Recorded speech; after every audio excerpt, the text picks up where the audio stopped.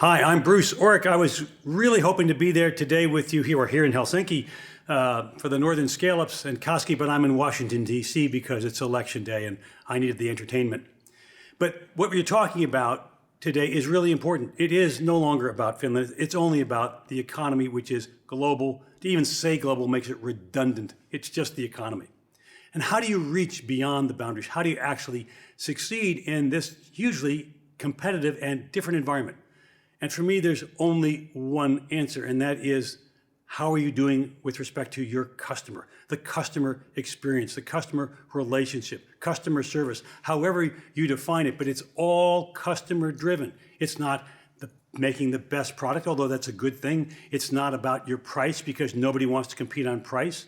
To create real value in your business, to grow it in a way where that business sticks, where someone can't take it away from you, where it continues to build through word of mouth the values of social media or digital transparency, all those buzzwords. It's about your relationship with the customer. And to be honest, for all of the things that Finland and the rest of the Nordics do well, this is not one of your strong points. This is not one of your strengths, that customer experience piece. But the good news is, this is something you can learn. It's just another business skill. It isn't something that's genetically American or genetically not Nordic. It's just a skill, and you can learn it, but you really have to believe in it first. And that means getting out there and being with your customer. In every business, it's a little different, but if you don't make that first, foremost, the thing that your business is about, day and night, when you get up in the morning, when you go to bed, someone's going to take your business from you. And I don't care what your business is. This is the world of disruption. And around the world, there's somebody out there sitting in their basement or in a sauna or garage, figuring out better ways to have a closer relationship with your customer. And the example I like to give is, if you want the girl you're chasing, if she's at the dance with somebody else, that's not good. And if the guy you're after, he's at the dance with somebody else, that's not good. You've got to be the one at the dance with that partner every time there is a dance, which in the business world means every day. What that means in every business is a little different, but please do not disregard this. This isn't just business speak. We could go through all the studies about how much more business you do when you have a great customer relationship, when you have great customer experience. We can talk about margins going up, sales repeats going up, length of service contracts going up. The data is not in question. It's just the skill set, understanding that that is essential. And it's my position, and I come from a consumer products family, our businesses always are about that, is if you don't get this right, if you're not shooting to be the best in the world at this skill set, then your business opportunity is diminished. Doesn't mean you're going to go out of business, but the ability to compete, to grow on the world stage outside of Finland is that much smaller. Nothing is more important, and I don't care what business you're in. And you should be nervous because disruption is coming for you. It's coming for every business. There is somebody out there figuring a better way to reach your customer. It's not about price. It's not about how good your product is. It's about how do you have that special relationship. And once you get that, once you have that, that's a very, very good place to be. It's hard to take that customer away. So hopefully you'll have a lot of conversation about this today. It's not something you learn in a day, but it is something that you finally commit to, body and soul as an entrepreneur, that this is the path forward. So good luck, have great conversations. Again, I'm sorry I can't be with you, but hopefully the election's going just as I hope it will in the US today, and I don't have to tell you who I'm voting for. Hillary.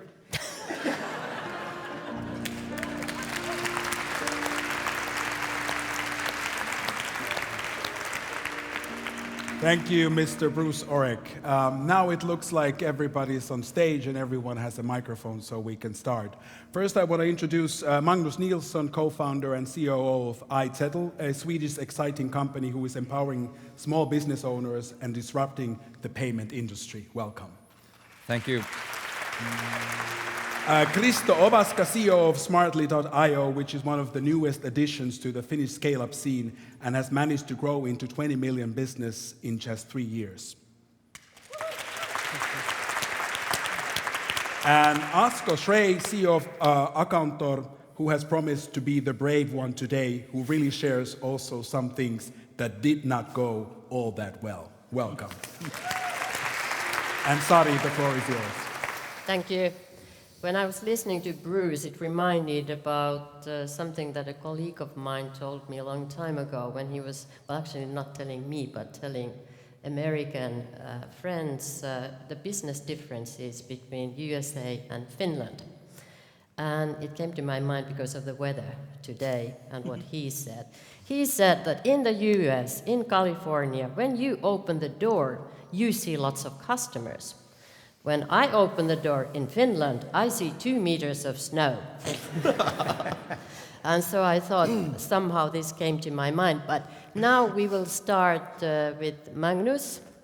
And I encourage you to then also to, well, hold your questions until the end. But then let's ask questions. Thank you. Varsågod. Thank you. So I'll pull over by a minute because it's already gone. Sorry, I took your minutes. Yeah. It's okay. So thank you very much. I'm very honored to be here. I find it must be because of my grandmother coming from Finland that you've invited me here. But I'm very happy to be here, Anu. Thank you for inviting me. So I thought I was going to talk about, scaling a company based on Nordic or Northern values. And when I started thinking about that process, I thought I should look at 2 companies that were 2 out of 3 that I've been involved with that has really built sort of a global business. The first one being a very analog business, EF Education, which was founded 50 years ago, has 50,000 employees, has been operating in 50 countries around the world.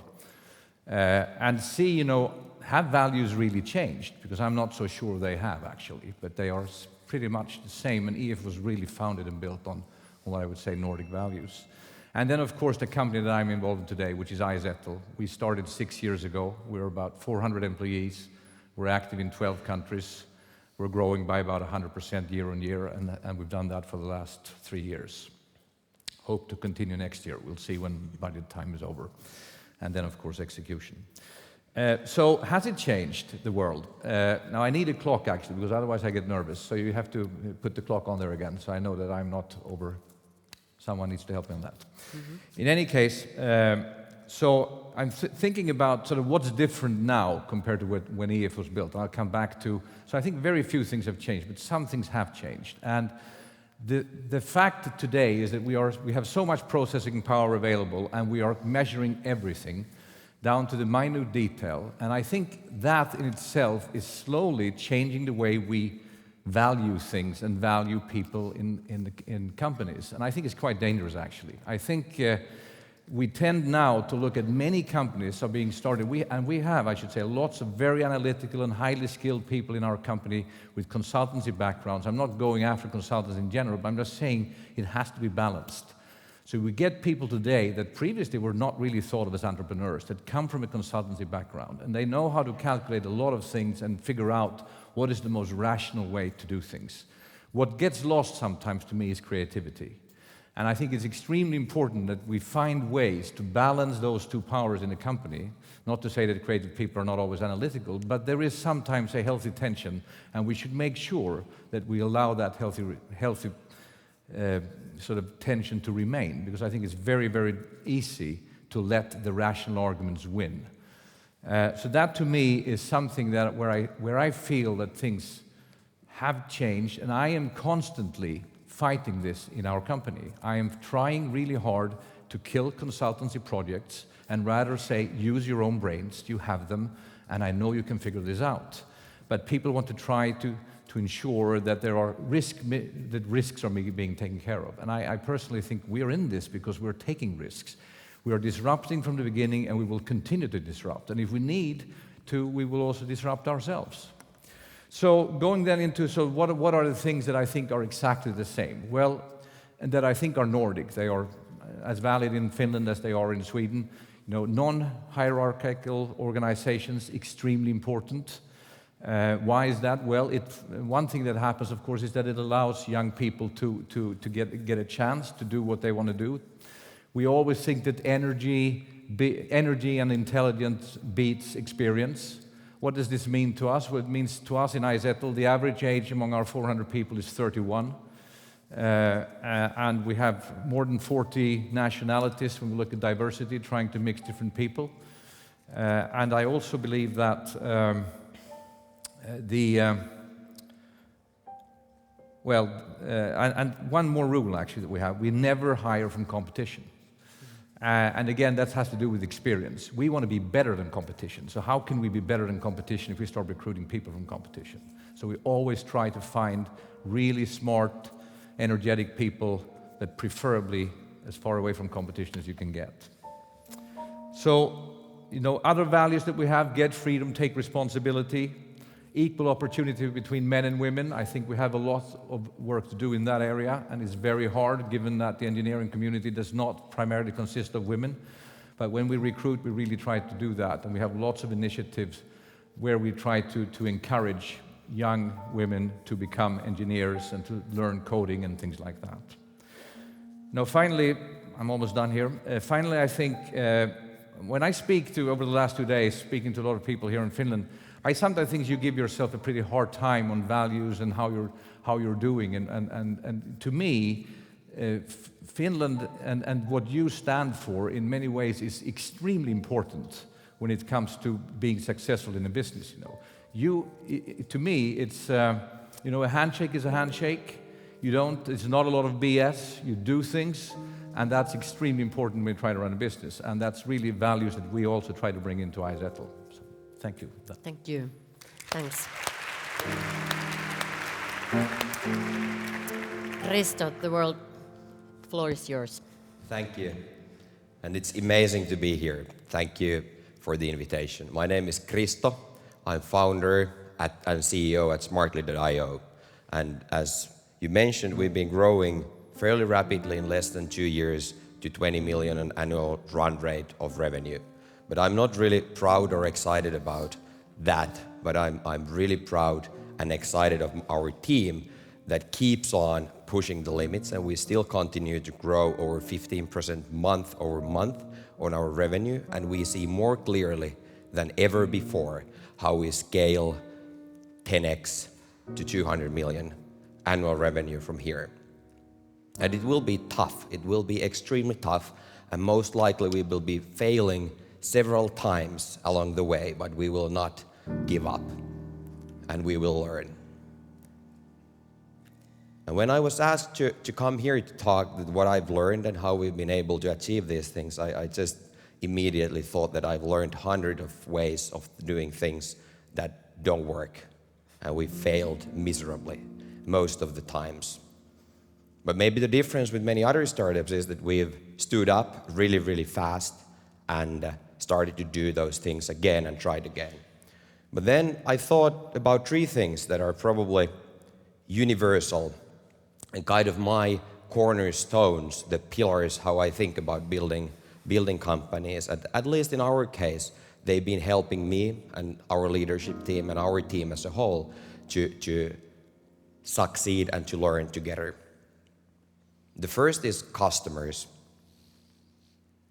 And the customers are more important than anything else. And I think there is 2 kinds of companies. There is companies with no product market fit, and there is companies with product market fit. And the only problem you have before product market fit is finding a one. And the only problem you have afterwards is finding people fast enough. You should also know your customers extremely well. You should know your customer mother's cat name and the birthday and what the cat is wishing for a birthday present.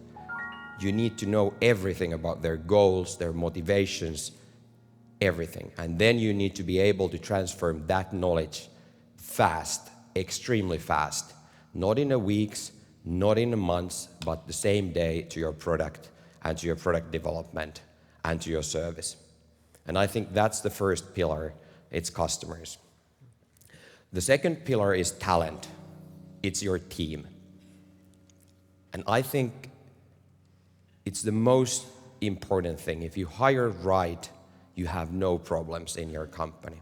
And you should never hire to delegate. You always should hire to elevate. And you should be finding the best people in the world to do whatever needs to be done. And you should be sharing the culture and the vision, and you should like to work with those people. And I think the third thing is culture, and the culture is really what ties the customers and the team together and work efficiently. And I think the culture comes from founders, and the culture comes from the CEO. And we heard several times today that the growth and the ambition comes from the CEO as well. And I think big part of the culture is that you want to be best in the world at everything what you do. But then you need to be humble enough to understand how you get there, humble enough to listen to feedback and learn along the way all the time. And then you need to encourage your people to be brave enough to grow, to be willing to win the game, to be not only the best in the world, but also the category winner for your industry. And only that is enough, and only you as founders and CEOs can make that happen. And I think that's extremely important. But if you are a humble, hungry hunter that is humble to learn and listen to feedback and hungry for success, I think amazing things will follow. That's true. Thank you.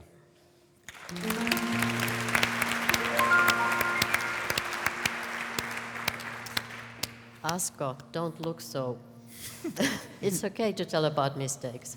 Well, yeah, I don't know why I was ordered to talk about my cross-border mistakes, but then I talked to my CFO, and he said that, yeah, you can talk and you should talk about your mistakes for hours, but it is a very short story what you have learned about them. And then he said that, first you need to share the biggest experience. For 2.5 years back, I was like some kind of a cover-based guy in Iltalehti because I smuggled some jewelry from Dubai to Helsinki and was caught by customs. And so this was my big mistake, and I got fined from that. You may remember it. Lessons learned, don't smuggle. Now then, to other parts of my cross-border activities. Counter has done 10 different foreign transactions, and the first one was in 2001 when we bought 15% of Two Guys company in Norway. And in 2-3 different transactions it has grown now then so that we have 300 people in our owned operation, 100 in co-owned, and some other 300 people in no-owned, which they call themselves franchisees. I call them no-owned companies. And in Sweden, we have gone in with 2 transactions, one 2008 and the other one last year, both relatively sizable seen from our perspective. First we had 100 employees and now additional 200. In Russia, 2 transactions, 2008 and 2011, first 49% and then 100%. In Denmark, same type of 2 transaction phases. And in the meantime, we've tried to manage the operations and do some positive cash flow over there, which has been relatively difficult. Today, we have 950 people out there, some 75 million of revenue, and thanks God, positive cash flow. Could be better, more positive. Now then, why isn't that much better? I believe that I should have, and this is the lessons learned, should have been there myself much more to understand what there really happens, because we had talks with the previous owners, who, by the way, continues as managers for me, and I needed to fire them by the end of the day before any changes started to happen. It felt safe for me to have the guys who knew the business there pretty well, but I should have been there more. Secondly, I think that I should have sent there my own guys from Finland to really understand what happens over there. My previous chairman said that the kingdoms in Europe used to send their daughters to be married with the neighboring cities' kings in order to have spies over there. I didn't do that either. And then I think that the third thing is that I should have created much tighter management system, reporting system, so that instead of having quarterly listening what has happened, I should have had some central KPIs followed per week, I guess so. And finally, we like to say in accounting that you never fail alone, you always fail with your chief, which doesn't mean that you always fail with your chief, but if you fail, your chief is principally always involved over there. And then we reschedule and start again. And this rescheduling and having new medicine may continue for 2, 3, or 5 times. And now today I think that it is too much. I've decided that with the same guy, the medicine may be changed twice. But then I recently have heard advice from very sort of reputable leaders telling me that no, you can only once take the new medicine and then you need to take a new man or lady. So these 4 things: send expat, be there more, have a very, very concrete management system, and have new medicine only once with one guy. These are the lessons learned from the success that should have been better in the Nordic area. Thank you, guys. Thank you.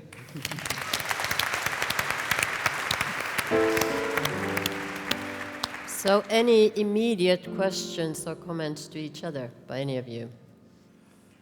If not, then I'm going to ask something, and sort of what you all emphasized, I think, was the culture in one way or another. And also Asko by saying that he should have been there more, bringing the culture and ways of doing business. And then everybody also, or at least you two, spoke a lot about customer intimacy, knowing the customer. By the way, you need to know the name of the dog also, not only cat. But what I would like to ask you, what is not so easy in when you grow the company, and you said that you need to bring the customer knowledge very quickly to the rest of the organization. So how do you go about that when your companies are growing more global, you have more people, you have more operations, you have customers with different kinds of requirements? So maybe you all comment on that. Do you want to start, Magnus? I can start. I think the easiest way actually is having management be in customer support, because that's where you really get to know what's going on. I mean, you hear about at least everything that's not working. Then you have to balance that off, of course, with things that are actually working. But that's one very effective method we found to really quickly spread the news and also to ensure that we change our product to meet the requirements. Okay. You do that daily? Not daily. Because yeah. But I think that's an extremely good point, and I think the hard part is while you scale fast, how you keep that culture. When you scale from 30 people to 60 people in 3 months or something like that, that's really the hard part, how to keep the culture. The culture is easy to keep when it's the founders and when you scale slowly. But I can fully share the customer support, and I think that's been in core of Smartless. Everyone does customer support, and even I do it bi-weekly, but everyone, every developer, every marketer, every sales guy does customer support. But the other thing, which I think is really important, not to build silos and build understanding, deep understanding and respect between sales and product development. And we have actually developers selling, and we have sales developing our product. And that is true. We have most of our developers very interested in the sales and interacting with the customers, and a lot of our salespeople are actually so technical that they are contributing to the product, and we rotate the people from sales to the product development teams, and I think that helps a lot. Okay. Anything else? For 4 years back, we started talking about emotions and compared our client relationship with marriage. The day client chooses you, you are the best choice ever, number 1 in the whole world. And then, I wanted my people to really think of what clients feel about us. Is that love still at the same level as it was, and create a system where the client has courage also to tell us immediately when that feeling of first love in a way starts fainting. And of course, then there needs to be a process to recover. We call it amazing recovery. And it is also something we try to learn with our people, so that how do we take a client from level 1, 2, 3, or 4 of satisfaction out of 5 back to level 5, where every client begins actually. And this will lead into eventually people thinking of how to remove silos, how to remove the things that prevent the utmost client satisfaction from happening. Yeah, Kristo. And I think there is two important things to take in account. That the industries are very different, and the industry where we work, it's insanely fast changing. There is changes every week, and if we would stop product development today, it would take 2 months that we wouldn't win a deal, and it would take 4 months that we would start losing our current customers. So I think that's important to understand, and it's not needed for everyone, but it's needed, it's specific, it's our competitive advantage to be able to transfer that customer knowledge to the product fast. So you live on the pulse all the Yeah, time. all and the it time. goes- yeah. And then the other thing that how we facilitate, then I think this probably goes to consumer products. We do SaaS software, but this probably goes to anyone selling fishing tools. But we invite our customers to Helsinki. We have this week 2 customers coming over to our office, one from Germany and one from UK and their team. And we have full days of workshops with our engineers directly. We take them out for dinner, we make them enjoy the snow, and we learn to understand that what is the mother's cat's name. And we bring them so close to our cores that it's insane. We bring them really, really close to our decision making. Not all of them, but the most important ones. The ones that are showing where the industry is going. Leading customers. I'll ask you one more question, because the theme of this specific panel was that how the Nordics go global and scale up in that way. So what would you say is kind of a thing that changes most in the company when you really go widely selling abroad and operating outside of your, let's say, home market? If I begin, first of all, the language. Okay. For many years I thought that when the Norwegians were talking about aie, they were talking about eggs or something like that, but it is owners in English. So Eierfrage was something that I couldn't understand what was that all about. Yeah. Of course, this is it. And secondly, I already said that how to be at present when you are not over there. Of course, it is basically the same thing that is between Helsinki and Jyväskylä or Rovaniemi. But somehow I understand the language better, and it seems to be mentally easier to go to Tampere than to Stockholm, even though it is about the same distance. That's true. Magnus? Well, I think for us, we work sort of in the prosumer, small businesses, so we add 1,000 new businesses to our platform every day as new customers. And I think when we went to Brazil and Mexico, we were quite concerned about how that would be. And we're a regulated company by the FSA, so we need to adhere to lots of different rules. And how we were going to meet those. That was actually the least of the problems. What I find most compelling or challenging when you internationalize is really to keep the organization flat and not introduce new layers and coordination. And you know Swedes that always want to go about things, and make sure that we have consensus and stuff like that, and can kill any company. So how can you keep out of that, and really stay very effective? That's good. Kristo, quickly.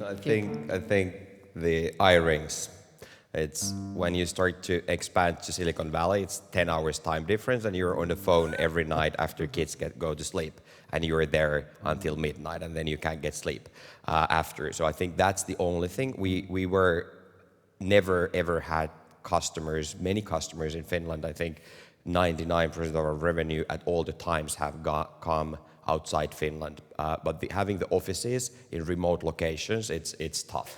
But then the good news is that at the early stage, we were putting probably 95% of our sales effort to Finnish customers.